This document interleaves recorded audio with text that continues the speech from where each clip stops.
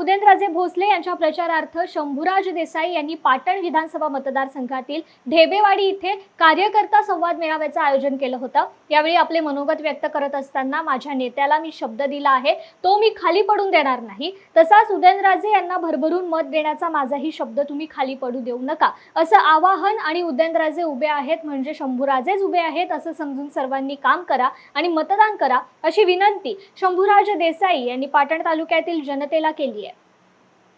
आज वेळ आहे की आपल्या नेत्याचा शब्द खाली पडू द्यायचा नाही। जसं माझ्यावरती ती जबाबदारी आहे, माझ्या नेत्याने मला शब्द टाकलाय तो खाली पडू द्यायचा नाही, ही माझी तशी जबाबदारी आहे। तशी आज तुमची सगळ्यांची जबाबदारी आहे की तुमच्या नेत्याने तुम्हाला शब्द टाकलाय तो शब्द खाली पडू द्यायचा नाही।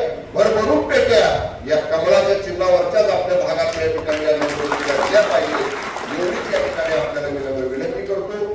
पदाधिकारी बूथवरचं नियोजन आपापल्या ठिकाणी गावामध्ये येऊन करतील, तसं माझ्या विधानसभेला आपण करतो तसं नियोजन हे सगळे पदाधिकारी आपापल्या भागामध्ये करतील। फक्त कुठेही आपण हलगर्जीपणा करायचा नाही, साहेब उभे नाही असं बिलकुल समजायचं नाही। उदयन महाराज उभे आहेत म्हणजे शंभूराज देसाई उभे आहेत असं समजून